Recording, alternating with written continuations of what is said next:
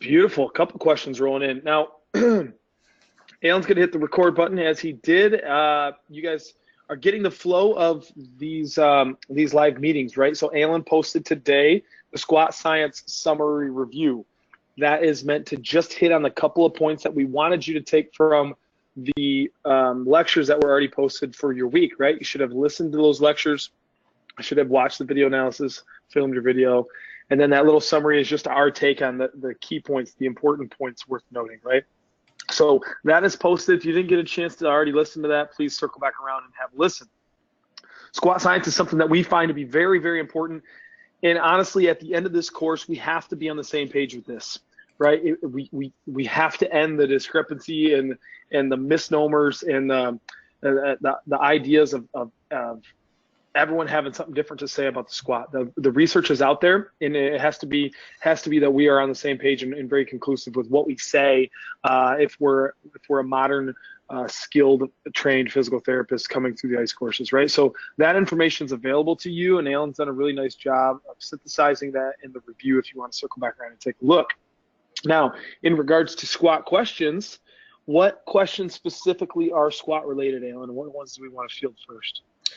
Let's take the live ones that we have, and then we have a couple written down. Roger that. So, first one from Dave here. In this week's case study, can you expand on your home exercise program? Were you prescribing the same exercises but increasing the load, or changing the exercises to load the patellar tendon according to symptoms? Yes, both. So, an active individual who goes to the gym every day or most days of the week. So, giving her what we were doing in the clinic for therapy as her homework, knowing that she's going to be able to do that 2 to 3 days per week, and then just letting her know what the stimulus of each exercise is going to be. So of the Spanish squats, they should feel heavy. She should be using a band behind the knees. Isometrics should feel challenging, maybe initially painful and heavy, with pain getting better as she goes through them, and having her self-increase her load at the gym on her own according to her symptoms and according to kind of the stimulus that I gave her, that it should be heavy, maybe only able to do 2 or 3 reps in the tank on the heavy stuff, and that the light stuff should feel kind of annoying, muscle burn, but keeping her pain 3 to 5 out of 10 or less. You got it, man. Next question there from Peter, longtime listener, first time caller.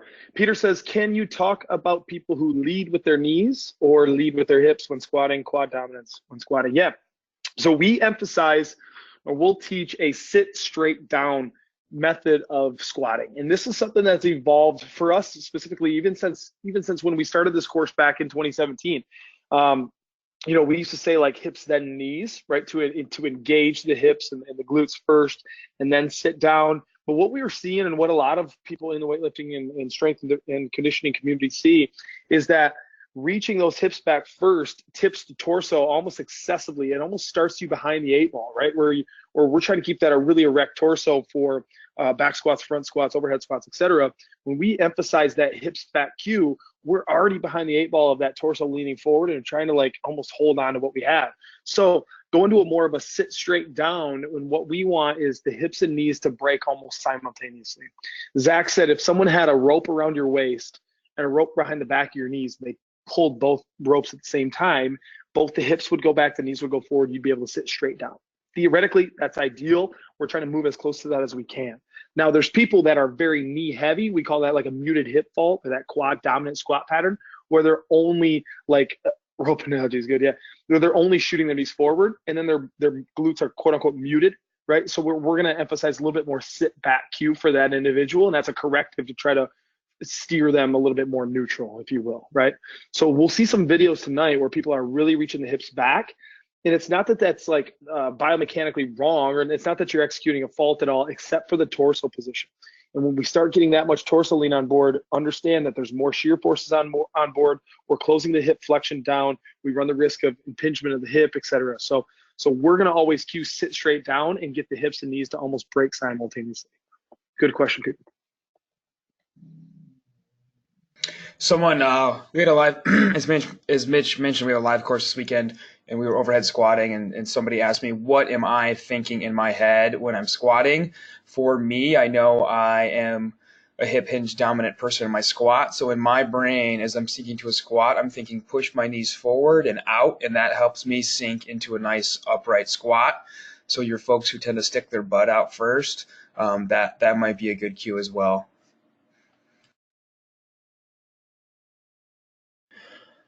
Good. Got What a else we got? whole bunch of other questions here. Andreas asked a bunch related specifically to squatting. His first one, he asked, in the case of patellar tendinopathy, there's evidence for heavy slow resistance performed from full extension to 90 degrees of flexion. What are your thoughts on this to use this in the clinic? Is it a hybrid of both, or aim for full range of motion as soon as possible? And then talked about adding in partial range of motion squats to improve strength. So probably the biggest thing people think about us is that we're these demon people that force people into full depth squats, no matter what their symptoms or pain happen to be, which could not be further from the truth. So definitely, if full range of motion squat is not possible for whatever reason, recent surgery, acute injury, acute pain, long time adaptive stiffness, somebody that's maybe 80 or 90 years old that has a lot of stiffness to work through, we're definitely not pushing a full depth squat into any of those barriers. So yeah, we're definitely doing a lot of heavy, slow eccentrics, partial range of motion, heavy, slow isometrics. I'm a huge fan of wall sits, whether that's at 90 degrees or some partial range of motion in between to load up that patella tendon and work the quads. So definitely not putting full depth squat on this pedestal above all the other points of performance, being respectful of pain, symptoms, surgery, that sort of thing, and being okay, especially if it's somebody's first time ever doing a squat, being okay that it's not full range of motion, that it's relatively symptom free, and that we get a chance to load that person up and make it a good experience for them. We got another question there. Common causes of potentially more external rotation abduction of one leg while squatting than the other. There could be multiple reasons for this. There could be a weakness thing where they're driving one leg out hard and they're just not activating driving one leg out to match it. It could be a mobility thing where they have an access to more mobility on one hip than the other. It could be stiff in one ankle, right? And then so you're kicking that foot out a little bit more. Training partner for me has a fused ankle. Yeah, we joke with her. We call her old laddie lunge, right? She props one foot forward and more externally rotated because that ankle simply doesn't bend. It's fused, right? It's locked at 0 degrees. And so she kind of props that foot out a little bit more as a way to help her reach depth. But she's been training that way ever since she started strength and conditioning and started CrossFit. So she's adapted to that, has zero issues with that, right? So I think it's a matter of diagnosing what's causing that.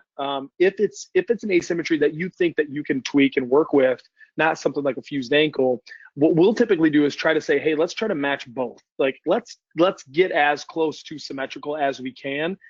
Of course, humans are asymmetrical. Of course, there's going to be variance in some of that individuality between movement. But if we can try to set your feet up to the same toe out position, if we can try to drive your knees out to the same position, we will, knowing that it's not the end of the world if we can't get there, right? So as long as we're able to control for training load and volume over time and progressively overload really well, it shouldn't be much of an issue.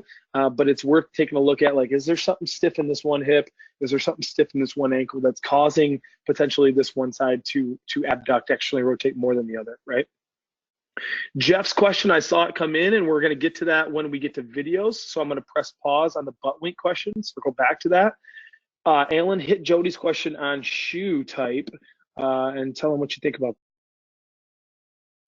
Yeah, so it's usually this time of the course, or maybe it'll come back around again with questions about Olympic weightlifting shoes when we get into Olympic weightlifting. But what type of shoes are best? What are the different type of shoes? A lot of folks are coming into the gym and lifting in just regular running shoes or walking shoes. So what do we think shoe-wise? There's a lot of different brands out there now. Nike's CrossFit shoe, which is a hybrid shoe that's kind of meant for short distance runs, 400s and under. with a solid base and a little hook on the instep for rope climbing is called the Metcon.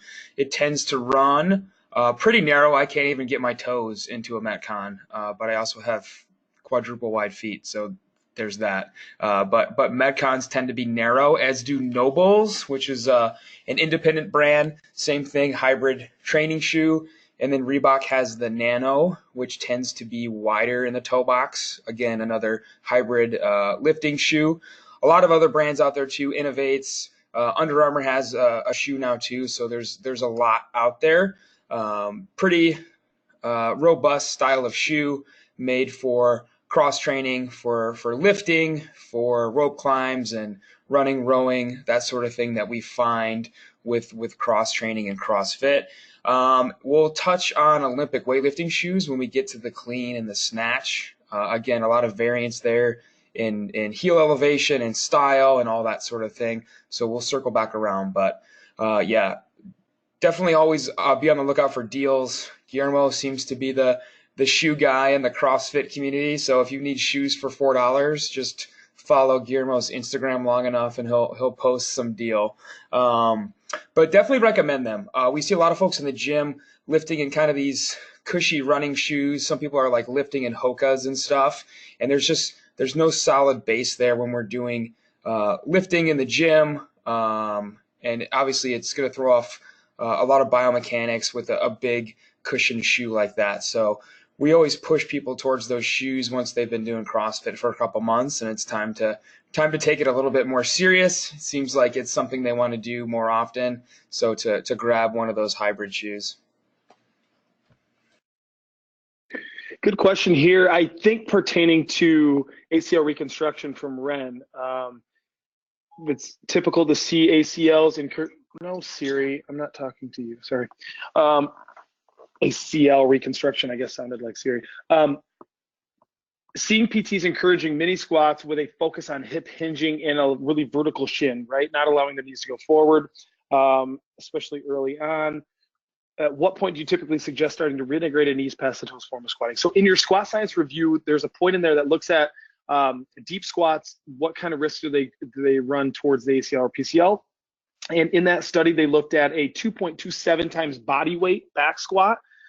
I'm 210 pounds. That's like a 430, 440 pound squat. And it's only enough tension at like 27% on an intact ACL or PCL. That's not a reconstructed one or undergoing revascularization or anything like that.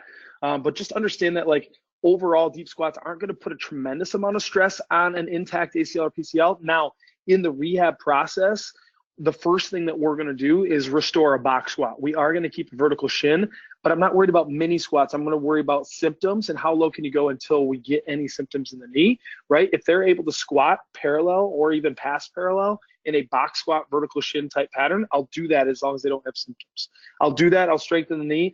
And then if we get to that like 6 to 8 week mark, that's kind of like that revascularization phase.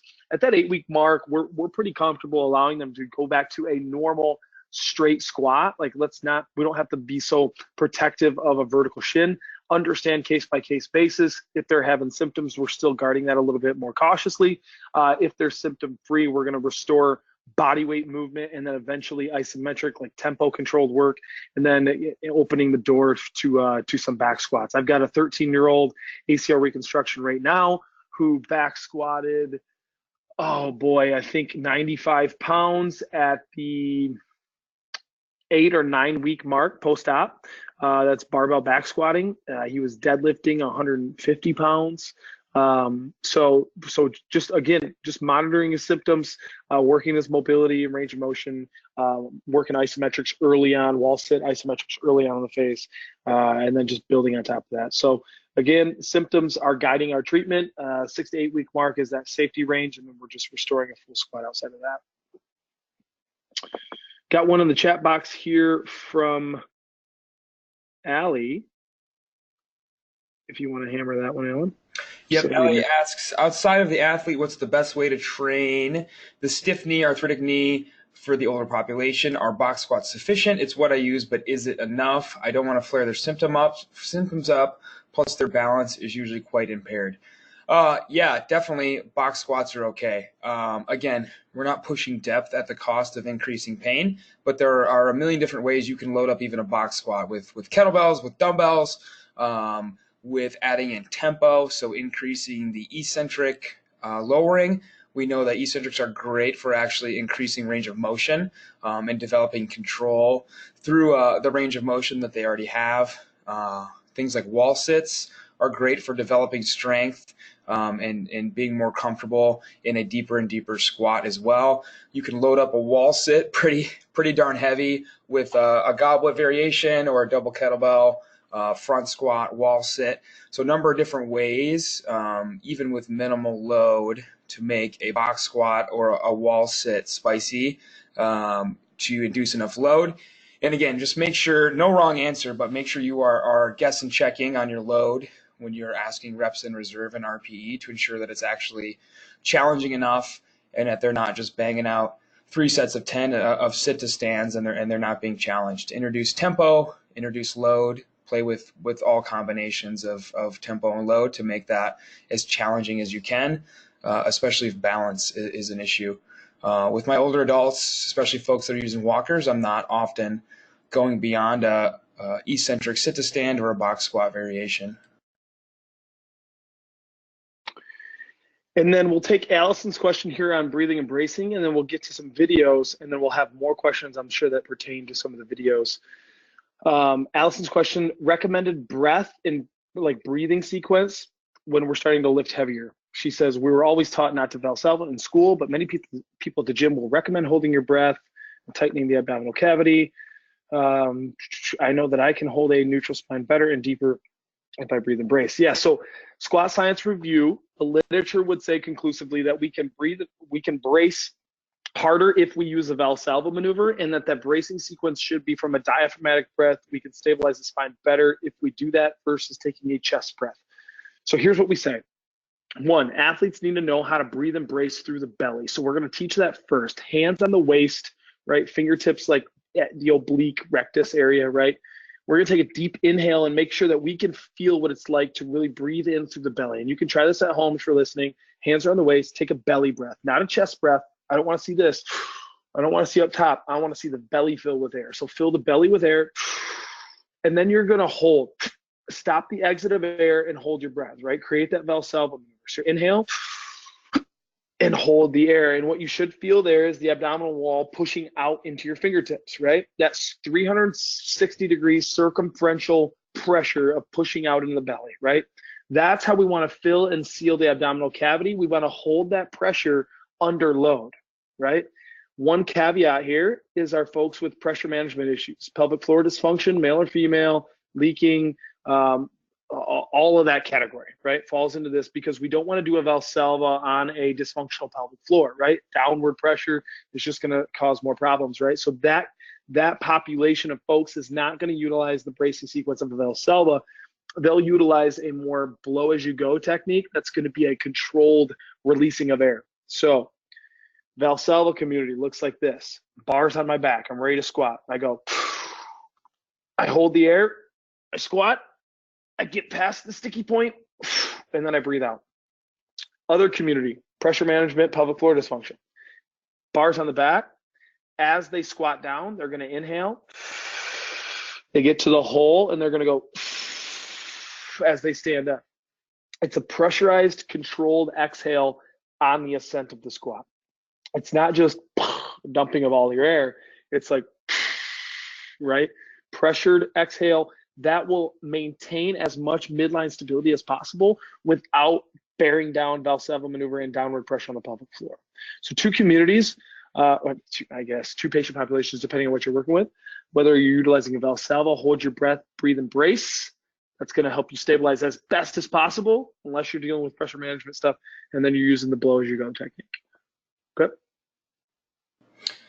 I think too, especially for pregnant ladies later in pregnancy too, we're not maximal lifting at all. We're not lifting in a rep range or a volume or a load that's going to require any sort of maximal breathing and bracing. We might be upping the reps and lowering the load so that it's a volume and load that they can breathe straight through without even being concerned about really needing to brace.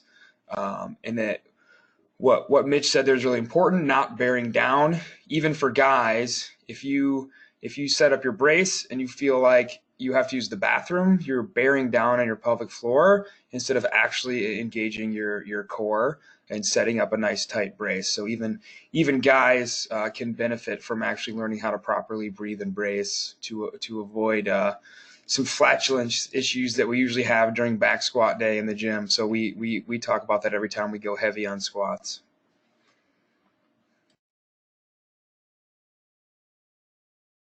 All right, you guys want to see some videos?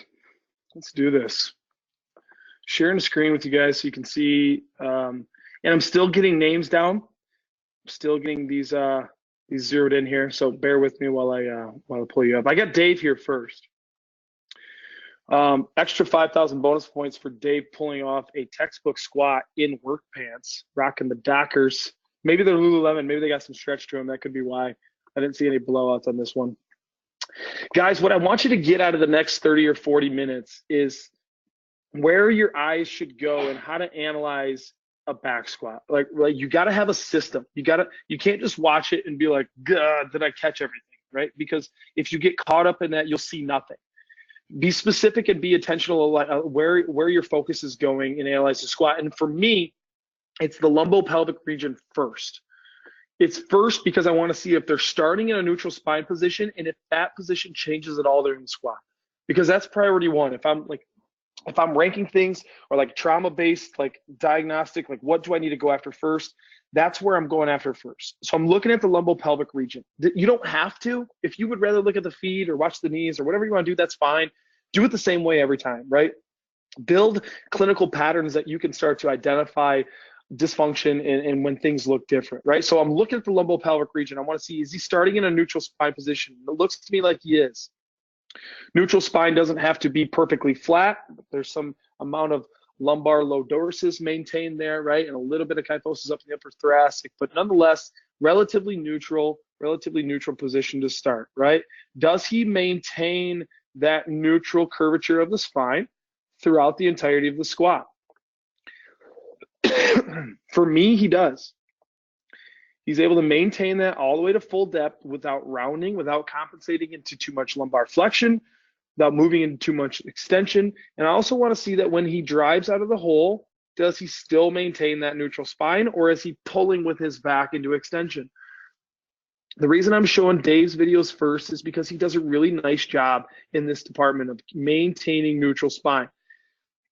Now, next, you can start to look at things like, what are the feet doing, right? So the next area my focus might be towards the feet, right? Does he come up on his toes, or is he off his heels a little bit, right? So on and so forth, right? So I want to make sure that he maintains pressure through the midfoot the entire time. 3 points of contact there, guys, in the squat. The big toe should be pushing down, the pinky toe should be pushing down, and the heel should be pushing down. You want a balanced foot. As if you were on a force plate, you should have 50-50 front to back, 50-50 side to side. You should be really well balanced in the foot. I hear a lot of people say, oh, I was told once that my toes should be up off the ground when I squat to ensure that the weight is in my heels. I'm sorry, but somebody is robbing you of your squat performance. If you still know that person, call them up and yell at them. Say that you're upset at them for what they told you. That's wrong. Big toe needs to be pushed in the ground so that you can have as much force development through the floor as possible and be as balanced as possible, right? Balance in the midfoot, toes, and heels in the floor. Really solid job. I don't see the toes up and wiggling. I don't see him rocking forward on the balls of his feet and his heels coming up, right? Then you can start to look at points of performance elsewhere. You can say, did the hip crease get below the knee to show me sound hip function that you can take the hip to full range of motion? It did. Very nice job. You can say, does the knee track over the toe, or are we collapsing into valgus? Well, it's hard to see on this side angle, but from everything else that I can tell so far, it seems to be doing pretty well. I could get an anterior view to confirm that if I'd like to, but I like it so far. The foot position doesn't seem to be wonky in this angle, 0 to 10 degrees toed out. It looks like it falls well within that realm, right? So again, I'm at the lumbopelvic region first. Do we start neutral? Do we stay neutral? Do I get hip crease below my knee? Am I balanced on my midfoot the whole time? Do I change shape at all on my back? No, I don't. I'm able to drive all the way out of that squat. It's very well executed, mechanically sound squat right there. So kudos to Dave for knocking that out in a polo and Dockers with no blowouts there. All right. Alan, any points that you want to mention on that video before I jump to the next? Seeing none, hearing none. Moving on. Okay. Let's grab Lauren's video next. Okay. I'm going to let this play through, and I'm not going to say first what I see. I'd like you guys to say what you see. And you can even use your mic. We prefer mics, or you can throw it in the chat bar. We're going to see who's got the quickest fingers then. Be able to throw it up there and hit send. We're going to let the video play through and just kind of tell me what you see on this.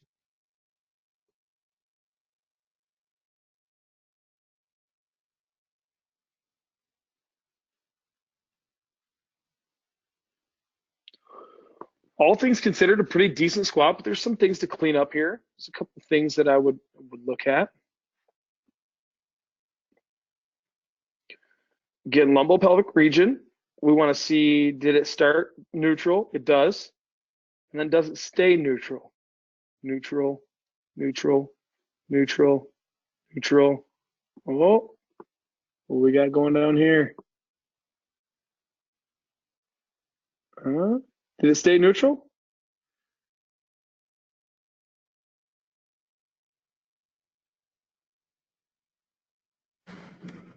No, he didn't. Wow, we got a microphone on. Who's this? Leah. Hey, thank you so much, Leah, for miking up. No No, problem. it didn't. I would agree. I would agree that there's some winking going on at the bottom of that squat, right? What do we mean by winking? What we mean by winking is moving from a state of neutral into a state of flexion. That's typically the definition of the butt wink, which is just a little bit of reversal, lumbar reversal at the end range of the squat. So now that you know, focus in on that. Neutral spine, neutral spine, neutral spine. And then right at the bottom, you'll see the butt just tuck under ever so slightly and then pull right back out, right? So it tucks and then it pulls itself right back to where it was, right?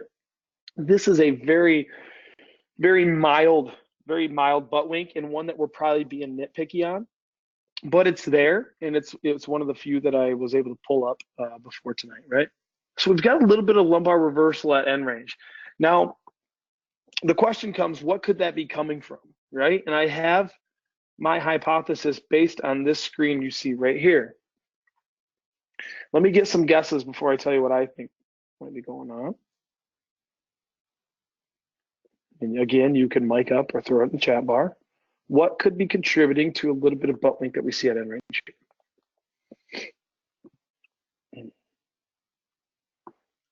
So Trevor says hip flexion, a lack of hip flexion, right?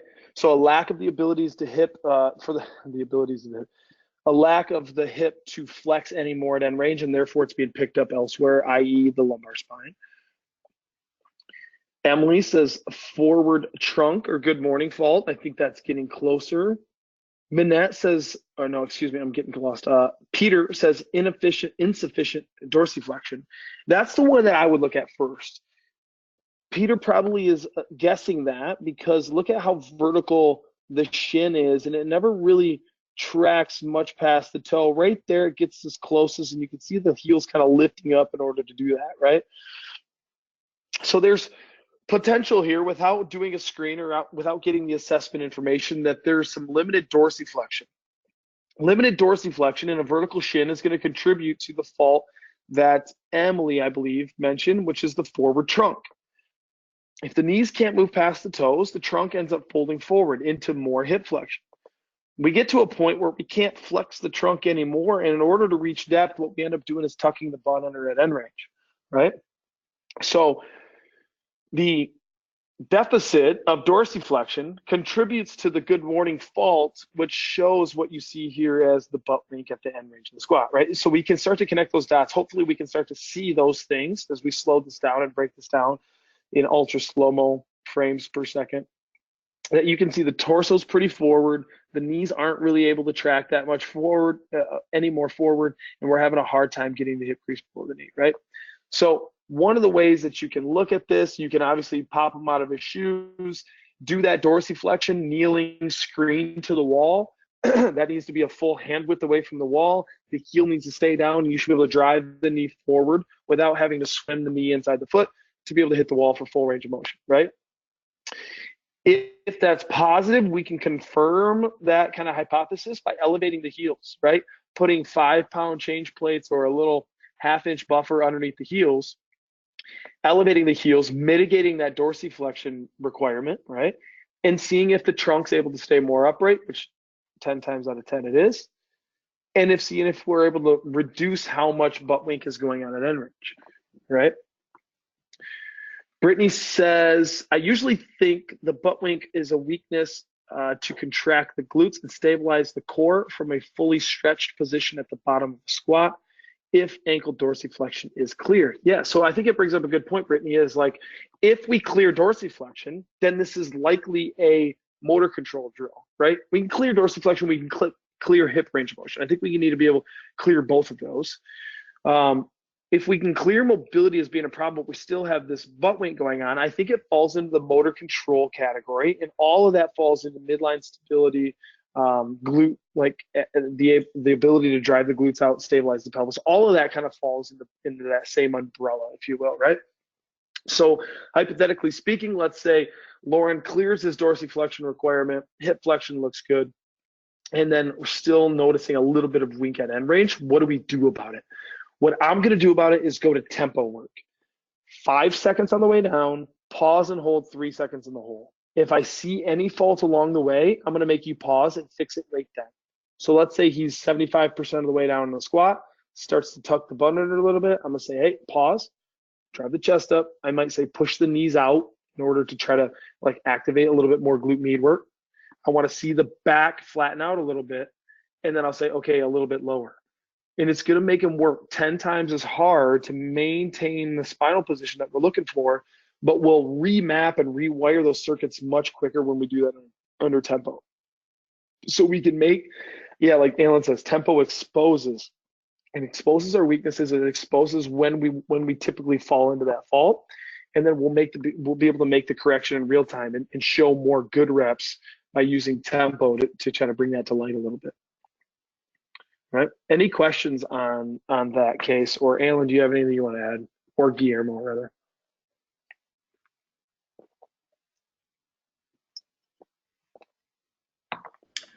Just knowing his post history, that he is used to powerlifting and low bar squatting.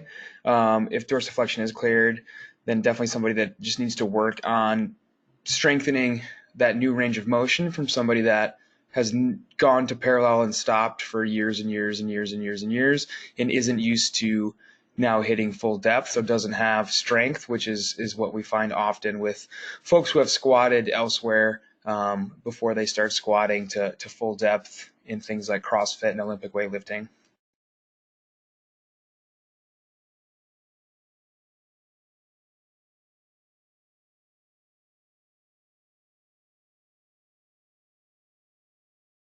Jeff says, the butt wink, this looks similar to the last video. Does that differentiation just come with time?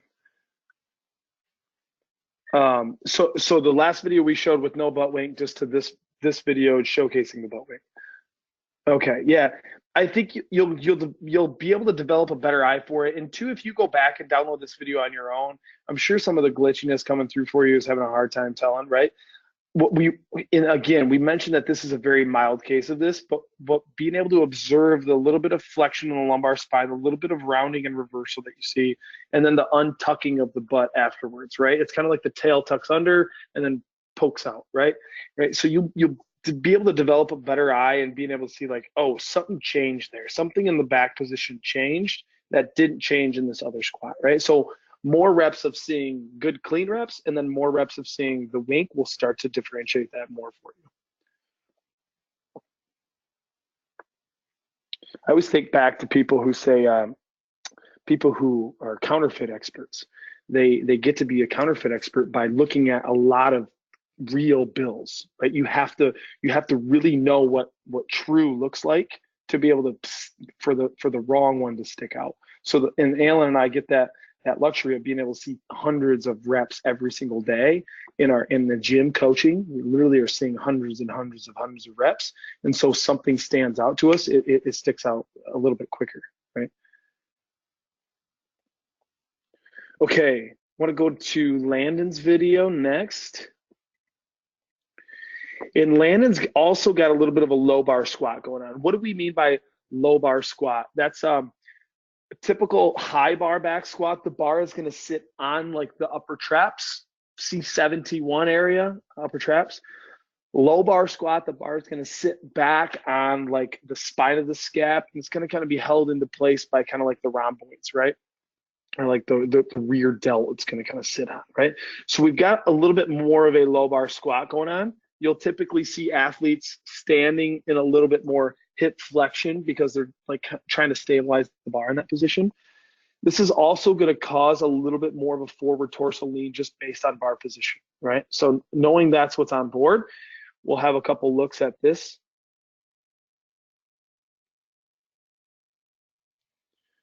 What I like about Landon's squat is his initiation on the way down. Does a really nice job of breaking hips and knees simultaneously, like we talked about earlier, right? Like, again, that rope analogy, if you're someone who's to pull back on your hips and pull forward on your knees, you'd be able to sit straight down between the two. Does a really nice job of that.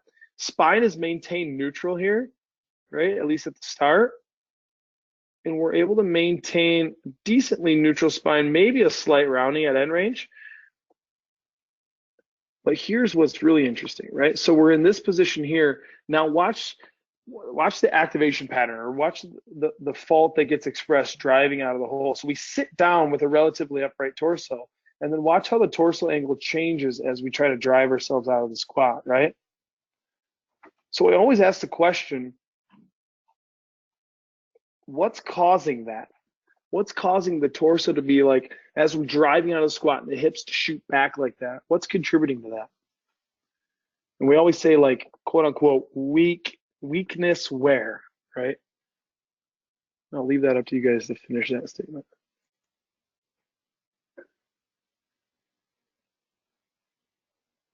Making you think a little bit tonight. You don't like it.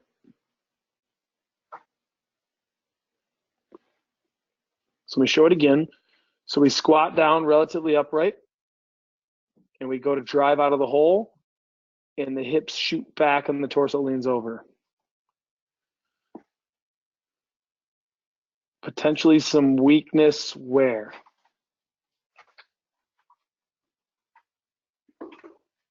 Is that weak hip extenders? Is that weak glutes? Quads, glutes, trunk? Every possible answer is coming in. Masseter, big toe flexor, hallucis. Yeah, so we've got a mixed review here. So let's break it down. We sit down in a really good position, right? So take note of the bar position. Now, the knees are going to extend. If the quads were strong enough, the bar should drive up. The knees are going to extend, but the bar really doesn't move all that much. And instead, we're extending the knees, and what's happening is the butt's just moving backwards. The bar's really not going anywhere. It's just going backwards, right? So when the knees are trying to extend and the quads are trying to work, and the only thing that really happens is the weight's shifted to the posterior chain, we typically call this a quad weakness. Or what I like to say is like a posterior chain dominance, more so than anything, right? Because now the back, the extensors, the glutes, and the hamstrings are on much more tension, and they're like, don't worry, we'll finish the drill, and they stand it up, right? So let's play it through again. Sit straight down, drive the quads, nothing happens. Hips are like, fine, we'll do it. Can you see that sequence now?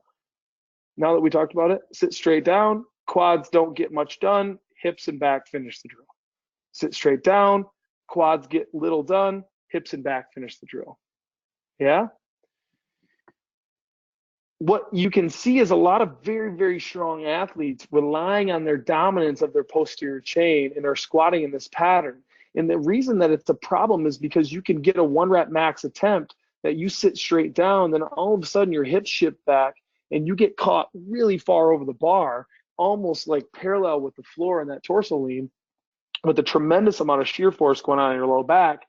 If I could get you to like, if I could get you to stand out of the hole in the same way you sat down into it, that would be ideal. Like, I want the squat to look just like this, right? Sit straight down, stand straight up, right? And so if I can get the quads even just 5% stronger, I can reduce some of the shear force when we drive our hips back like that. A cue that sometimes helps is when we sit straight down in the squat, I want to drive the chest up out of the hole, or I want to push the back up into the barbell. I want to drive my back up into the bar as I'm driving with them legs to try to stand straight up rather than get leaned over the bar, right? So it's one thing to think about. Do you think switching to like more of a high bar than a low bar would make that easier?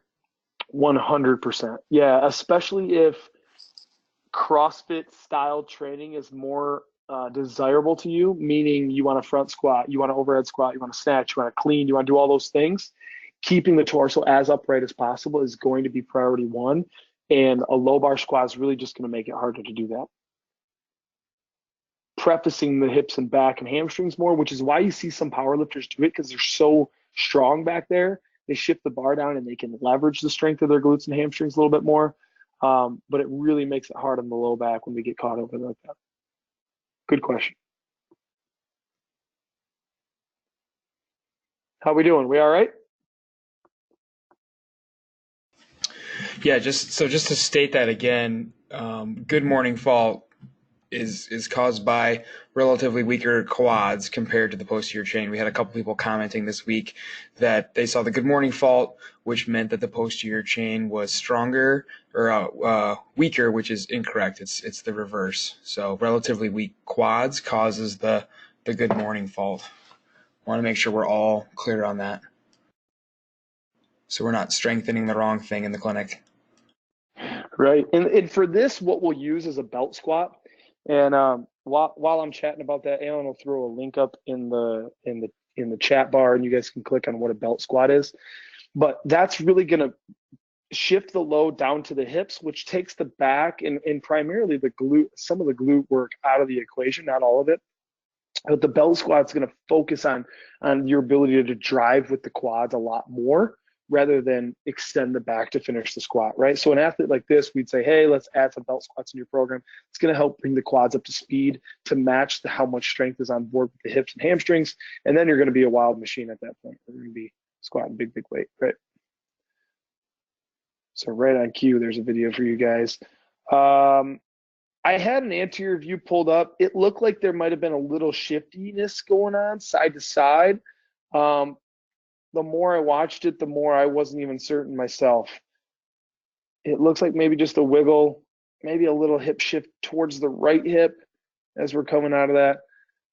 But then again, this is it's a decently heavy load, so there could be some of that, just some weakness settling in there. But what about Bulgarian split squats? Totally, Ali. That's going to work. You're going to get some more glute work out of that as well, but you certainly will get some quad work. I'm not denying that. More asymmetrical or single leg loading for sure. Front squats will also do the trick. If you hate front squats, those will do it. Jeff asks, we're isolating the quads. We're not isolating the quads only. We're adding in more quad isolation work to their accessory programming to offset that imbalance. Just training that squat the same way isn't going to fix up the imbalance, so they need to add in some accessory work to even out that strength.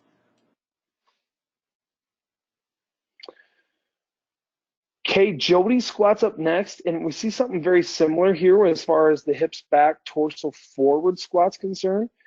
Again, you should be quick to say, hey, I want to look at dorsiflexion, right? Because again, let's look at overall shin angle, right, relative to the foot, midfoot, right? And how far over the toe is the knee being able to track? And we can see like, hey, not far. So what ends up happening here, this is essentially a box squat or like a restricted knee travel squat, right? And what we know based on studies by Fry and colleagues is like, hey, if we restrict forward knee travel, we reduce overall forces on the knee by maybe 22%, but we're going to shift 1,000 to like 1,100% more forces onto the hip and low back. So what we know on board with something like this is that the hip's going to get taking a beating, the low back's going to take a beating. And eventually the athlete starts complaining about one or the other. Hey, I get this pinchiness on the front of my hip. Hey, I got this back pain that happens when I squat. Can you take a look at it? And it makes a lot of sense when you look at how much relative trunk to hip flexion is on board here. And that's like 150 degrees of hip flexion right there. Because literally the chest is like laying between the legs, right? And this is just, we just checked her dorsiflexion and it's to the wall. Yes. Okay. So we've got full available mobility on board. Yeah, we've got full mobility on board and we have a reluctance to use it. And so this is where you have to give that athlete the badge or the slip that says you can access your dorsiflexion. Nothing bad is going to happen. Your patella isn't going to pop out and ricochet across the wall. It's been well documented and well studied that for a full range of motion squat that appropriately loads all joints, the knees should be able to travel past the toes. And that's the quote unquote conclusion done by Fry and colleagues. Hartman and colleagues would take it a step further and they would say an evasive movement like a forward shin or a restricted shin travel squat is based on a misinterpretation of the data and should be removed from future practical literature. They're basically saying stop with the research on a restricted shin travel squat. We need to allow the knees to move forward and allow the chest to sit upright a little bit more in the squat. So what we'll tell athletes is, hey, let those knees come forward, especially like you said, use that dorsiflexion. If we've got full dorsiflexion on board, let's train a pattern where when we sit down in the squat, we're almost saying drive your knees forward. And you can see right here, we're thinking hips, hips, hips, right? The hips are reaching back, back, back, sitting back, back, back in the squat. I want to think sit straight down. And I'm going to tell this athlete, I'm going to tell Jody, drive your knees forward the whole way down. Push your knees forward, right? And that's going to allow her to tap into the dorsiflexion, get the permission to drive into her available dorsiflexion, and allow her to keep her chest upright a lot more in this squat pattern. This will significantly reduce how much stress is on board at the hip, taking away a lot of pinchiness and anterior hip if the athlete's having any symptoms there, and reducing any excess shear forces on the low back, right? Long term, this is going to make the squat a lot easier and much more pain-free, relatively speaking, if there is any on board, right? Now, could you still elevate the heels? Yes, but like you said, we don't have to. We've got full range of motion dorsiflexion. Let's tap into it, right? And Guillermo, great point. If you watch the front squat video, she's got a lot of dorsiflexion. So this becomes a motor planning, motor programming type correction where we're just going to emphasize dorsiflexion.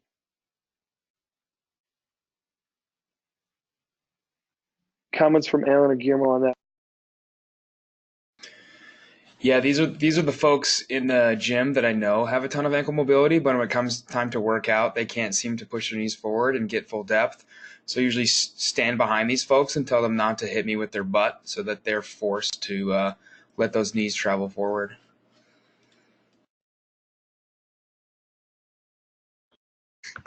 And I think, Mitch, kind of like you mentioned with the front squat, just the idea of sitting down into that squat versus sitting back, and just really emphasizing, like you mentioned, allowing those knees to come forward, travel forward, and taking that full available range of motion they have. Yeah, it could be scary when we've been ingrained to think, don't let it happen, don't let it happen, don't let it happen, and then to be met with like, hey, go ahead, do it. I specifically remember a patient, and I won't forget her. She's at a gym up in Saginaw, Michigan, and I drove up there and I did some screening and some consults for some people, and she was coming over with some knee stuff or whatever, and she was having pain with squatting, and this was the conversation we had. And she did a squat very similar to one we just saw. I said, hey, can you let your knees come forward? She's like, no. I said, why not? Oh, I was specifically told never to let that happen. And I said, well, let's try it. And so she did like 3, 4, 5 reps, and she's like, I don't have any pain now if I do it that way. And I said, then let's do it that way. And she was like, but I don't understand. I was told. I said, no, it's okay. It's pain-free. You can let your knees go forward, I swear. And she was like so like equally parts excited but confused and like didn't know who to trust anymore. Hopefully she's still squatting. I haven't seen her since. I have no idea. All right, next video, Aaron's video, back squatting. Very similar category as far as the torso lean is concerned. And I can't, Jody, totally, absolutely. I can't tell if we're low bar here or high bar. I'm gonna think it's, boy, it's hard to say. I'm going to say it's high bar. Aaron, if you're on the call, you can correct me otherwise. But we can see at the end range of that squat that we've got a relative high amount of torso inclination. Again, guys, is forward torso lean too much a fault? Not necessarily. If they can keep a neutral spine, it's not necessarily a gross fault, but we are trying to move them into a much more upright torso position, right? And so we want to say, hey, is it a dorsiflexion problem? Is it a motor control problem? Is it a sequencing problem, right?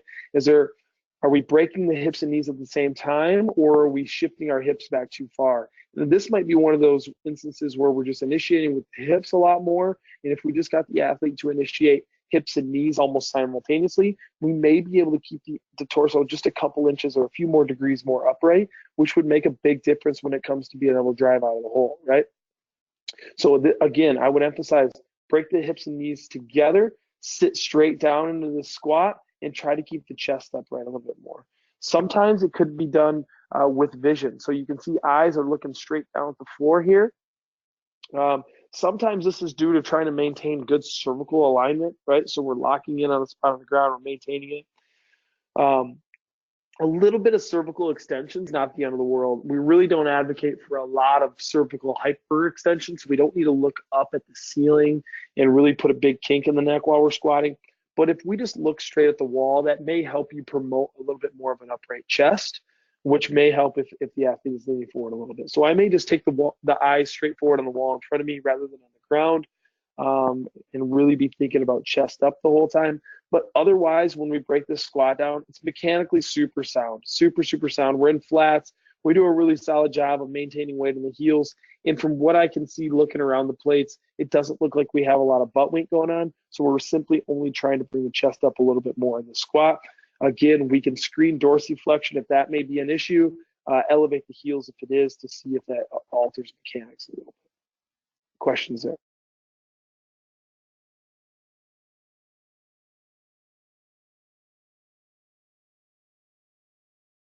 Last squat I want to show is Jessica's, and only to say that I would slow this one down, right? So this squat, I want to see a little bit slower to show me that we have mastery over this movement pattern, right? It's just a little too quick and a little bit too much variance going on with each rep. And sometimes the toes are wiggling, the heels are up, we're reaching depth, we're not hitting depth. I'm going to have her slow down and go to some of those tempo squats that we talked about earlier and really emphasize getting to full range, hip crease below the knee, maintaining neutral spine, and then driving out. So a little bit slower to show control, to show mastery of the movement, and then we'll add some more speed back in as the loads start to creep back up. But for me, there's a little bit too much wiggle room going on in the feet, a little bit too much variance going around with depth and spinal position. So the best cue I can give is to slow this one down and to get a little bit more biofeedback along the way as you're going. You'll make some of these corrections yourself. Tempo is a really good teacher. And will show you things that you didn't know you needed to work on because you're forced to slow down. And don't just think that 5 seconds is as long as you can do a tempo for. Alan and I did some 20-second negatives or 18-second negatives or something outrageous. We took a nap halfway down in the squat. I think it took so long. So you can really, really slow things down as long as you want to expose some things. Alan or Guillermo, any points we want to bring up as we wrap this up? And guys, if you have any questions, now's the time to throw them in the chat box.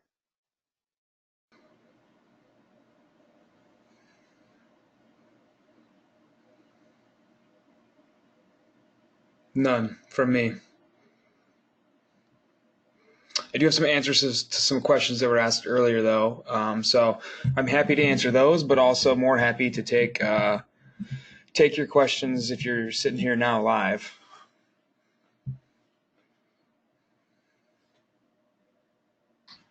Biggest takeaways for tonight, if you're jotting down notes. One, have a pattern, have a sequence for how you analyze the squat. Know what you're looking for, know how you're breaking it down every single time. Are you looking at the lumbo-pelvic region, maintaining neutral? Are you looking at the feet? Are you looking at the hips? What are you doing every single time so that you've got a checklist that you're going down? Watch for change in neutral spine position. That can be overextension into neutral into flexion, or that can be neutral into more flexion or the butt wink at the bottom, right? Midfoot position, you should be balanced. You shouldn't be on your heels or too much off the toes. and allow your knees to drive forward and access dorsiflexion. We're thinking sit straight down, hips should go back, knees should go forward, and you should sit straight into that squat almost simultaneously. Aaron's got a question there, Alan. I'll let you grab. And anyone else that's got a question, now's the time to throw it in. Emily asks, adductor whip is okay with high load. Is there a concern when present at load less than 70%? Depends on what's going on. Is it high volume? Is it under fatigue? Is it 21-15-9 back squats or thrusters and something else? And the person is under a lot of fatigue, even though the load on the barbell is not high. Then again, that's okay to see it then. And when I say okay, it's what we talked about in the lecture. It is momentary, it is controlled, and it's standing up out of the squat. It's not uncontrolled or unilateral or happening during the descent of the squat. But yes, definitely under high levels of fatigue, like we'd see in a CrossFit style workout, we would expect to see that as the body is using every possible muscle to extend the hip and knee out of the bottom of that squat.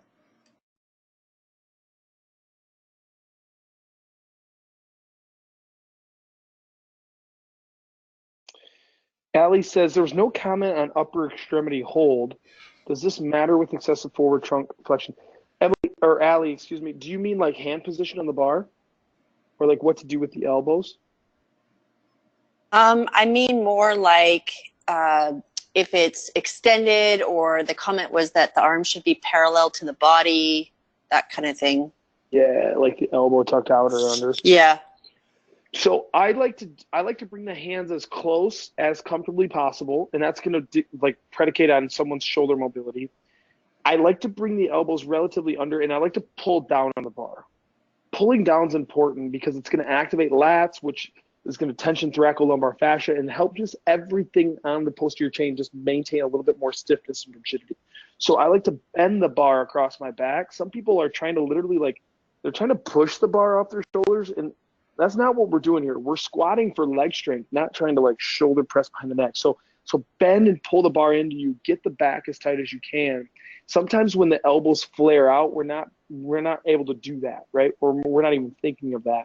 So I'm going to tuck the elbows and try to bend the bar, but really not be ultra concerned on if that's maintained or not. I really just want tension.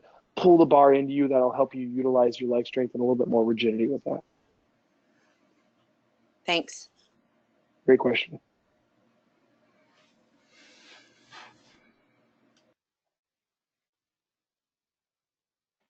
Any others, guys? Some really, really good questions rolling in.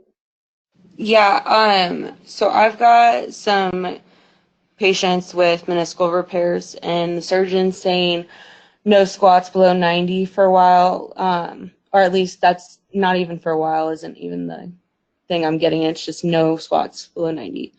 How long would I expect them to not be allowed to do that? Is that something that I can get them back to?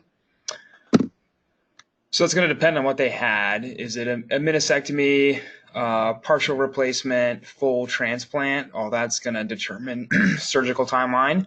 You're always going to follow the symptom behavior model. If they are pain-free and you can go to depth or parallel, and they can tolerate that for isometrics, if they can tolerate isometrics at 90 degrees with some load and they're still symptom-free, then you can be more confident in budging into increasing depth. I've had folks day one of just a meniscectomy squatting to depth because it's such a minor surgery. The thing to keep in mind, like we talked about in the lecture, is the meniscus is a load-bearing structure. So to have it heal and return to full function, it has to be loaded. Newer surgeons, younger surgeons who are more modern, are going to have their patients 90-degree wall sitting day one for homework, and probably not sending their patients to physical therapy because they know they're not going to squat there. So keep that in mind, again, but respecting their symptoms. Definitely feel confident with heavy isometric wall sits with increasing depth and monitoring their symptoms.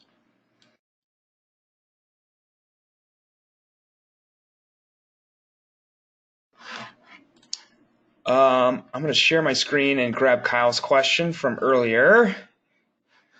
So he asked, what's up with knee mechanics, squat mechanics in folks who tore their ACL and elected to not have surgery. This paper is okay. It's the best one out there looking at the difference between folks with an ACL and without an ACL with squatting. It's done with single leg squats, so obviously it would be better if it was done with regular double leg squats. But it just shows that without an ACL, greater, I'll highlight it here, greater need for knee extension, knee flexion, and hip adduction strength, which makes sense because those are the motions that check anterior knee translation. So it makes sense those muscles need to be stronger since the ligament isn't doing that work anymore. But nonetheless, it actually found that the folks with the greatest squat faults were folks with a hamstring graft. Folks without an ACL at all performed just as well as folks who had bone patellar bone. So keep that in mind. Further evidence to just get people's legs stronger after an ACL injury, whether they had surgery or not.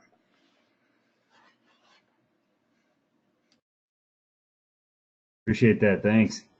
Yeah, man.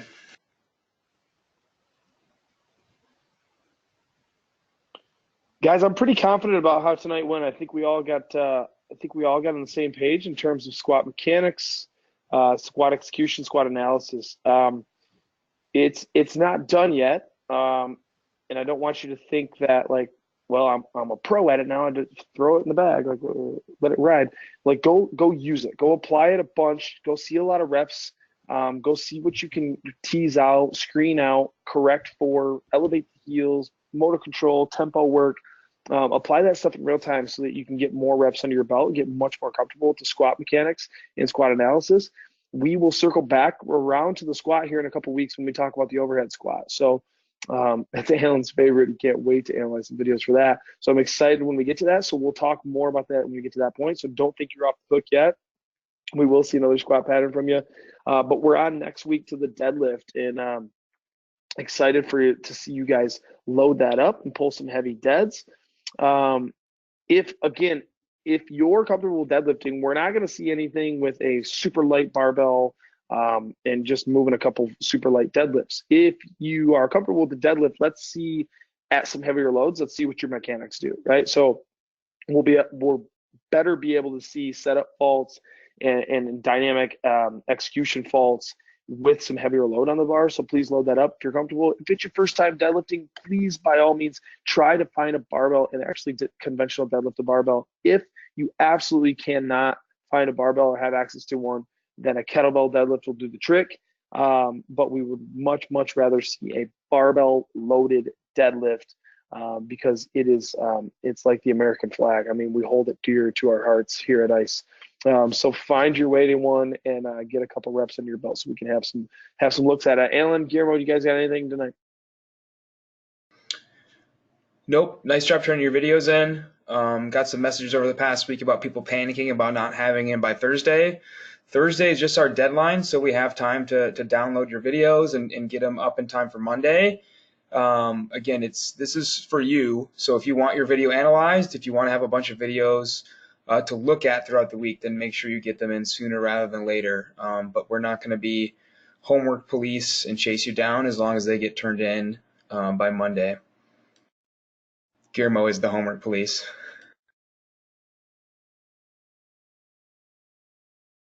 Great work, guys. Looking forward to seeing some deadlifts this week. Load it up and pull it, baby.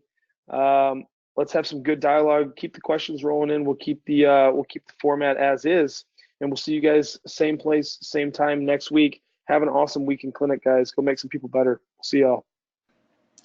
Bye, everyone. Have a great week. See you next Monday night. Bye, guys.